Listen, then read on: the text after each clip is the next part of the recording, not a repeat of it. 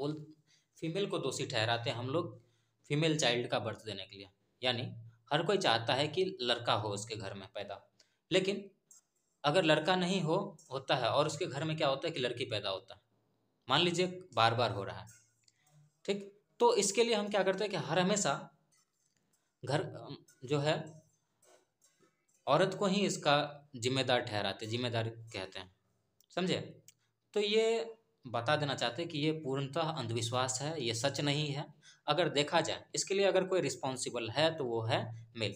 अब देख लीजिए सेक्स डिटर्मिनेशन की बात इसलिए हम कर रहे हैं कि क्योंकि ये सेक्स डिटर्मिनेशन जो है उस समय ही हो जाता है जैसे फर्टिलाइजेशन हुआ, इसी समय जो है डिटरमाइंड हो चुका है कि अब क्या होना है, मतलब मेल चाइल्ड होगा या फीमेल चाइल्ड होगा, मेल बेबी का बॉर्न होगा या फीमेल बेबी का बॉर्न होगा, समझे। तो all of us have to remember that sex of the baby has been decided at the time of fertilization. हम लोग को सबको so hello guys, welcome back to Sanjeet biological world once again. तो आज आपका टॉपिक होने वाला है फर्टिलाइजेशन एंड इम्प्लांटेशंस। तो हम लोगों ने ये देख लिया था कि ओवुलेशंस कैसे होता है, मेंस्ट्रुअल साइकिल क्या है और उनके कुछ क्या फीचर्स है, सब चीज़ हम लोगों ने देख लिया था। आज हम लोग जो पढ़ने जा रहे हैं फर्टिलाइजेशन और इम्प्लांटेशन पढ़ने जा रहे हैं। तो आपको बता दें फर्टिलाइजेशन क्या होता है। नॉर्मली हम लोग 10th तक जो पढ़ते हुए आए थे क्या था फर्टिलाइजेशन का मतलब, जो 10th तक हम पढ़ते हुए आए थे उसका मतलब था कि एक ये एग है और इसके साथ क्या हुआ, ये स्पर्म मिला और इस प्रोसेस को हम फर्टिलाइजेशन कह देते थे।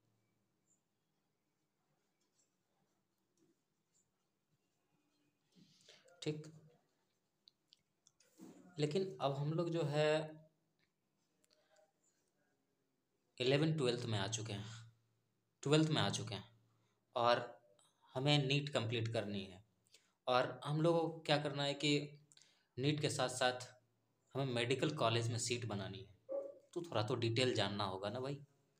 तो देखो क्या होता है फर्टिलाइजेशन, पहले हम यहाँ पर पढ़ के समझा देते, फिर उसके बाद जो है हम ग्राफिकली समझाने का कोशिश करेंगे आपको ताकि हर चीज़ दिमाग में आ जाए। ठीक, तो चलिए देखते हैं क्या कह रहा है। तो कहा जा रहा है कि when ovulation takes place an ovum is cast successfully by fimbriae into the oviduct and reached to the ampulla region। अब देखिए क्या होता है कि आपको पता है कि मेंस्ट्रुअल साइकिल के मिड डे यानी कि 14th डे को क्या होता है, एग रिलीज होता है, यानी ग्राफियन फॉलिकल्स रप्चर होता है उस दिन। और उस दिन जैसे ग्राफियन फॉलिकल रप्चर हुआ वहाँ से एग निकला, ठीक। और उस एग को रिसीव करने के लिए फेलोपियन ट्यूब का एक पार्ट होता है जो कि फिंगर लाइक कुछ ऐसे प्रोजेक्शन किया हुआ होता है। और इस बीच में क्या होता है, ये गैप होता है और यहाँ से फिर क्या होता है कि कुछ अंदर जाने का रास्ता होता है जिसको जिससे कि एग अंदर जा सके फेलोपियन ट्यूब में, तो उसको हम कहते हैं ओस्टियम। और फिर क्या होता है कि कंटिन्यूस क्या कहते हैं कि ये मोशन जो होता है ऐसे ओवरी के पास, ठीक, ओवरी के पास जो ये मोशन होता है फेलोपियन ट्यूब का या फिर कह सकते हैं फिम्ब्रिया का, तो ये क्या करता है कि एग रिसीव कर लेता। तो हम यहाँ पर देख रहे हैं कि जब ओव्यूलेशन हुआ, ठीक, ओव्यूलेशन हुआ, ओवम जो है सक्सेसफुली फिम्ब्रिया रिसीव किया और उसको कहाँ तक, ओविडक्ट के कहाँ तक, एम्पुला तक पहुँचा दिया। और आपको बता दें एम्पुला और इस्थमस के बीच वाले रीजन जो है उसको हम क्या कहते हैं, साइट ऑफ फर्टिलाइजेशन कहते हैं। अगर ये क्लास 11-12 या फिर नीट के पर्पज से बात करें तो, लेकिन नॉर्मली हम एम्पुला को ही साइट ऑफ फर्टिलाइजेशन कहते हैं। आए समझ में। अब आगे देखिए क्या बात करते हैं।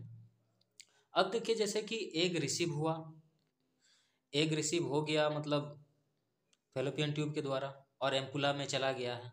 और मान लीजिए कि उस समय कॉपुलेशन हो गया, कॉपुलेशन हो गया और स्पर्म जो है पेनिस के थ्रू क्या हुआ कि फीमेल जेनिटल ट्रैक्ट यानी वेजाना में चला गया। अब यहाँ से क्या होता है, अब यहाँ से जो मोटाइल स्पर्म होते हैं, तो आपको पता है कि प्रत्येक इजैकुलेशन में 200 to 300 मिलियन स्पर्म्स रिलीज होते हैं। तो ये 200 to 300 मिलियन स्पर्म्स जो है, ये क्या होता है कि वेजाइना को क्रॉस करते हुए, सर्विक्स को क्रॉस करते हुए, वो कहाँ जाता है, यूट्रस को क्रॉस करते हुए। अब यहाँ पर देखिए यूट्रस जो है क्या करता है कि एंटी पेरिस्टलिटिक मूवमेंट शो करता है, जिसके वजह से क्या होता है कि स्पर्म पुल्ड अप होता है, मतलब स्पर्म जो है फेलोपियन ट्यूब ट्यूब की तरफ मूवमेंट होता है उसका। ठीक, आया समझ में। और ये स्पर्म जो है 30 से 60 मिनट, यानी हम कहें कि आधा घंटा से 1 घंटा के बीच ये क्या होता है कि अपने स्पॉट पे पहुंच जाता है, यानी कि एम्पुलरी रीजन में पहुंच जाता है। तो अब बात ये रही कि यहाँ से निकले थे कितने, 200 से 400 मिलियन स्पर्म्स निकले थे, और लेकिन साइट पे पहुंचे कितने, कुछ थाउजेंड्स, फ्यू थाउजेंड स्पर्म्स पहुंचे यहाँ पर। कितने, फ्यू थाउजेंड स्पर्म पहुंचे। और अब इन कुछ हजारों स्पर्म्स जो वहां पर पहुंचे हैं, उनमें से कोई एक स्पर्म ही सक्सेस हो पाएगा एग के साथ जाने को। यानी कि एग में अगर कोई इंटर करेगा, यानी ओवम में अगर कोई स्पर्म इंटर करेगा तो एक ही करेगा, समझे। तो अब यहाँ पर देखिए कि अब यहाँ एक स्पर्म आ चुका है, किसके पास, एग के पास। अब कुछ यहाँ पर क्या क्या इवेंट होता है, जैसे कि एक स्पर्म गया, क्या दूसरा स्पर्म क्यों नहीं जा सकता, ये देख लेते हैं हम लोग। तो आप लोग का मन में एक सवाल रहता है कि क्यों एक साथ दो स्पर्म क्यों नहीं जा सकता, तो देख लेते हैं क्यों नहीं जा सकता, क्या कारण हो सकता है कि एक साथ दो स्पर्म नहीं जा रहा अंदर। तो चलिए देखते हैं। तो वही यहाँ पर हमने लिखा है कि impactful event during the fertilization. तो फर्टिलाइजेशन के समय कौन सा ऐसा इम्पैक्टफुल इवेंट होता है, तो हर चीज़ में, जैसे कि मैच आप देखते होंगे, क्रिकेट मैच, तो वहाँ पर भी कुछ इम्पैक्टफुल बॉलर होते हैं कि कुछ क्या कहते हैं, जज्बात बदल देते हैं, हालात बदल देते हैं। तो वही कुछ ऐसा बात है यहाँ पर। तो देखिए कि क्या इम्पैक्टफुल इवेंट यहाँ होने वाला। कहा जा रहा है during fertilization the successful sperm come close to the zona pellucida layer of ovum, and now sperm release the acrosomal enzymes, that is hyaluronidase and proteolytic enzymes, and digest the several layers of the granulosa cells called corona radiata and zona pellucida। अब देखिए, एक sperm गया contact में, ovum के, ovum के contact में जाता है एक स्पर्म, और फिर उसके हेड पर जो लगा हुआ होता है, मान लीजिए ये स्पर्म है, इसके हेड के ऊपर में मान लीजिए ये क्या है, और इसको कलर करके हम दिखा देते हैं। देखिए ये रहा। तो अब ये मान लीजिए ये एक एक्रोजोम है, और ये एक्रोजोम में क्या होता है, ढेर सारे हाइड्रोलिटिक या फिर प्रोटियोलिटिक एंजाइम होते हैं, समझे, जो क्या करता है कि किसी भी चीज़ को डाइजेस्ट करता है। मतलब यहाँ पर इसके अनुसार से होता है, ये हाई, ये जो है एंजाइम हाइल्यूरोनिडेज एंड प्रोटियोलिटिक एंजाइम जो है, ये क्या करता है कि प्रोटियोलिटिक से समझ में आ रहा होगा कि प्रोटीन डाइजेस्ट करने वाला है। और आपको यहाँ से ये भी पता चल रहा होगा कि इसका लेयर जो है, ओवम के ऊपर जो लेयर बना हुआ है सेल्स का, वो भी कहीं ना कहीं प्रोटीन से बना हुआ होगा, समझे। तो इसको ब्रेक करने वाला एंजाइम्स होता है। तो अब क्या हुआ कि एक्रोजोम एंजाइम रिलीज किया, और ये एंजाइम जाकर के क्या किया कि ओवम का वाल को डाइजेस्ट कर दिया। और इस दौरान फिर क्या होता है कि स्पर्म जो है इन कर जाता ओवम के अंदर, समझे। तो देखिए अब ये इसको डाइजेस्ट किया, और डाइजेस्ट करने के साथ देखिए इन करने से पहले क्या कर लेता, अब एक स्पर्म गया ओवम के कंटेक्ट में, और प्रोटियोलिटिक या फिर हाइल्यूरोनिडेज एंजाइम रिलीज किया, और फिर उसका वाल को जैसे डाइजेस्ट किया, और वहीं से फिर दूसरा काम क्या कर दिया कि ये इनएक्टिवेट कर दिया या फिर ब्लॉक कर दिया अदर स्पर्म्स का एंट्री को। यानी एक स्पर्म जा चुका है अंदर, अब दूसरा नहीं जा सकता, कुछ ऐसा हो जाता, समझे। तो वन टाइम एक ही जाएगा, आया समझ में। अब देखिए दूसरा क्या कहा जा रहा,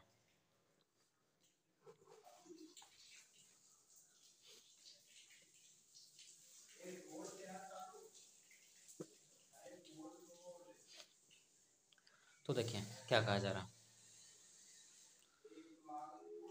अब ये इनएक्टिवेट कर दिया दूसरे स्पर्म को का एंट्री को, तो होगा क्या अब, ये देख लेते हैं हम लोग। एक सेकेंड।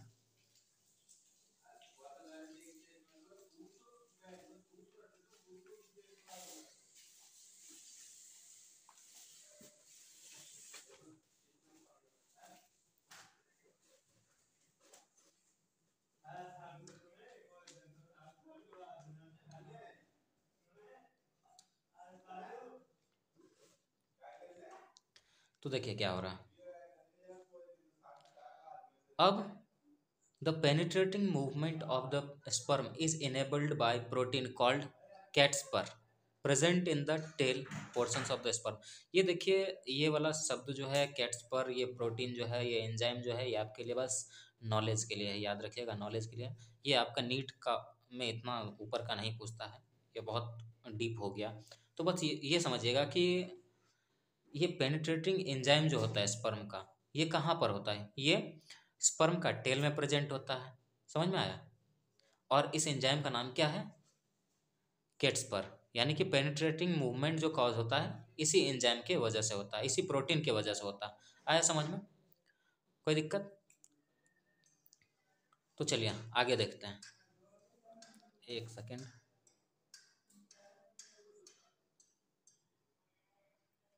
तो देखिए, अब हम लोग को क्या पढ़ना है? As the sperm enters the cytoplasm, जैसे कि देखिए अब यहाँ पर हुआ क्या, अब स्पर्म जो है ओवम के कांटेक्ट में आया। ओवम के कांटेक्ट में आने के बाद क्या हुआ, एक्रोजोम से हाइड्रोलिटिक एंजाइम रिलीज किया, और ये एंजाइम क्या किया, डाइजेस्ट को, ओवम का वाल को डाइजेस्ट करने के साथ साथ ये क्या किया, अदर स्पर्म्स का एंट्री को ब्लॉक कर दिया। ठीक, अब उसके बाद क्या होता है, उसके बाद क्या होता है ये देखते हैं। As the sperm enter the cytoplasm of the ovum, जैसे ही स्पर्म जो है साइटो ओवम का साइटोप्लाज्म में इन करता है, the fertilization or the fertilization, it induce the completion of second meiotic division or of secondary oocyte in the unequal fashion, that is one ovum or oocyte and a polar nucleus। अब देखिए जैसे ही sperm जो है ovum के अंदर, ovum के cytoplasm में गया, तो इस दौरान क्या होता है, जैसे ये अंदर गया, अब ये क्या करेगा, ये इंतजार करेगा। क्यों? क्योंकि अब यहाँ पर जो है स्पर्म, ये ओवम जो है कौन सा स्टेज में, सेकेंडरी oocyte के स्टेज में। अब ये इसमें क्या होता है कि सेकेंडरी मियोटिक डिवीजन हो जाता है। अब जैसे सेकेंडरी मियोटिक डिवीजन हुआ तो उसमें क्या होता है कि एक, जैसे सेकेंडरी मियोटिक डिवीजन हुआ, मान लीजिए ये सेकेंडरी oocyte है, इसमें सेकेंडरी मियोटिक डिवीजन हुआ, तो ये इसमें से एक एग यानी कि oocyte बनेगा और दूसरा पोलर न्यूक्लियस बनेगा, और ये पोलर न्यूक्लियस जो है बाहर चला जाएगा। और इस, अब क्या होगा कि अब ये जो एग है, ठीक ना, अब इसका न्यूक्लियस और फिर स्पर्म का न्यूक्लियस दोनों आपस में क्या करेगा, मिलेगा। तो ये न्यूक्लियस जो होता है स्पर्म का और ओवम का, इसको हम क्या कहते हैं, प्रो न्यूक्लियस। यानी अब स्पर्म और ओवम का प्रो न्यूक्लियस मिलेगा और फिर यहाँ पर फर्टिलाइजेशन होगा। अब बताइए कि यहाँ पर स्पर्म को आके रुकना पड़ा, ठीक, समझे? अब यहाँ पर आकर के स्पर्म को रुकना पड़ा, तब जाकर के ये अपना डिवीजन किया। ये ऐसा क्यों हुआ आपको तो पता ही है, लड़कियों सजने संवरने में टाइम लगाती है, समझे ना? तो यही बात है। अब देखिए क्या होता है, now zygote is diploid cells. अब देखिए जैसे फर्टिलाइजेशन हो गया, यानी एग का न्यूक्लियस और स्पर्म का न्यूक्लियस मिला, यानी फर्टिलाइजेशन कंप्लीट हो चुका है। अब वह एक सिंगल सेल बनेगा जो कि डिप्लॉयड बनेगा, डिप्लॉयड होगा, समझे? तो अब ये सिंगल सेल को हम क्या कहते हैं, जाइगोट कहते हैं, जो डिप्लॉयड है। अब ये क्या होगा कि डेवलप्ड होगा। अब ये देखिए अभी तक ये एम्पुला के पास ही है, अब ये एम्पुला से जैसे यूट्रस की ओर बढ़ेगा, इसमें डिवीजन होता चलेगा।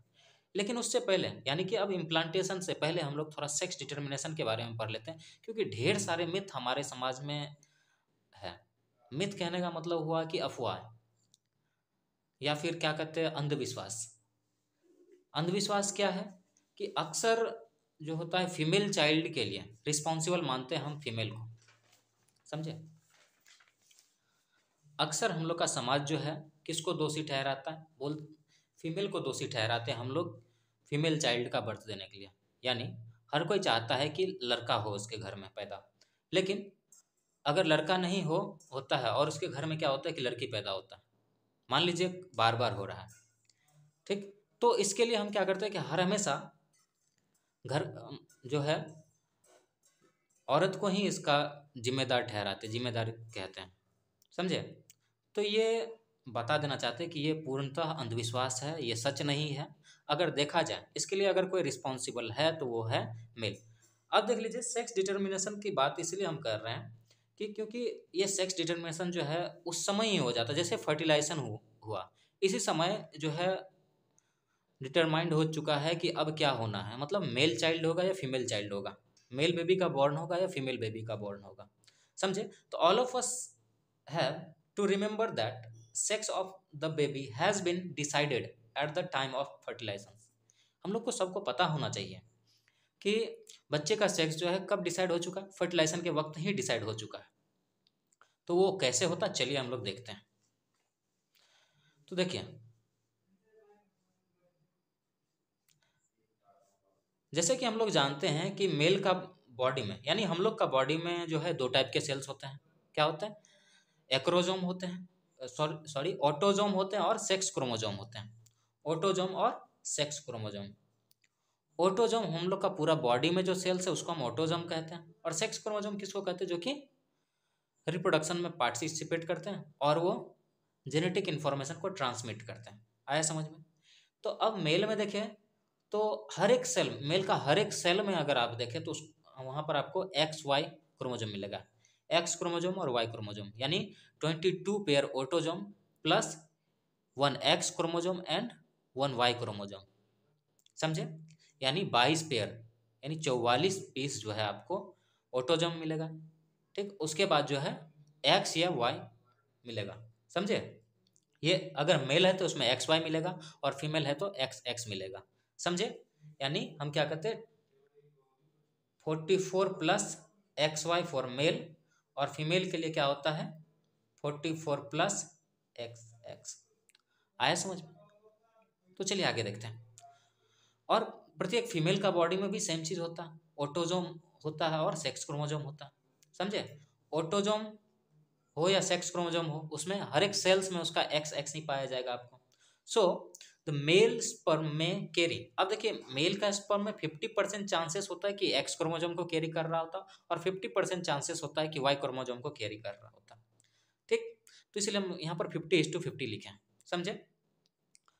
तो अब यहाँ पर देखिए हम इस चीज़ को यहाँ पर इस ग्राफ में दिखाना चाहे हैं कि मान लीजिए मेल स्पर्म रिलीज किया, उसमें 50% एक्स क्रोमोजोम है, 50% वाई क्रोमोजोम है, और फीमेल जो है ओवम निकाली, और ओवम में तो आपको पता ही है होमोगेमेटिक है भाई, हर हमेशा एक्स क्रोमोजोम ही आएगा इसमें, चाहे जितनी बार कर लो। तो अब क्या होता, अगर इस एक्स क्रोमोजोम के साथ वाई क्रोमोजोम फ्यूज हुआ तो क्या होगा, मेल चाइल्ड, मेल बेबी, ठीक। अगर इस एक्स क्रोमोजोम के साथ अगर एक्स, अब फीमेल का इस एक्स क्रोमोजोम के साथ मेल का एक्स क्रोमोजोम मैच हुआ, मिक्स हुआ, तो यहाँ पर फीमेल बेबी का जन्म होगा। आया समझ में। तो इसीलिए यहाँ पर हम लिख दिए scientifically male is responsible for girls और बॉयज बेबी। तो अगर अगर देखा जाए कि अगर दोषी कौन है गर्ल्स या बॉयज बेबी के लिए, तो कौन है इसका जिम्मेदार, कौन है, मेल है। आया समझ में। तो चलिए आगे हम लोग देखते हैं। अब इम्प्लांटेशन हम लोग देखते हैं। इम्प्लांटेशन का मतलब होता है कि अब देख लीजिए फर्टिलाइजेशन हो चुका है, अब जाइगोट बन चुका है, अब जाइगोट धीरे धीरे धीरे धीरे क्या होगा कि यूट्रस की तरफ बढ़ेगा, समझे। जैसे जैसे यूट्रस की तरफ बढ़ेगा उसमें क्या होगा कि माइटोटिक डिवीजन होगा। यहाँ हम गलत लिखे हैं, मियोटिक नहीं होना चाहिए था, यहाँ माइटोटिक होगा, समझे। यहाँ क्या होगा, माइटोटिक डिवीजन, माइटोटिक डिवीजन होगा, समझे।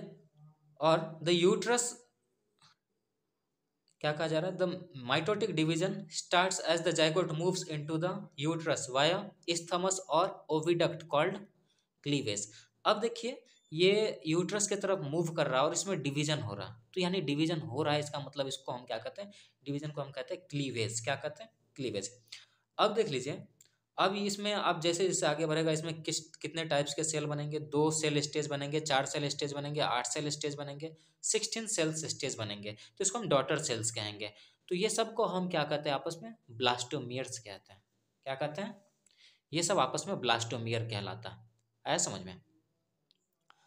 अब देखिए क्या कहा जा रहा है,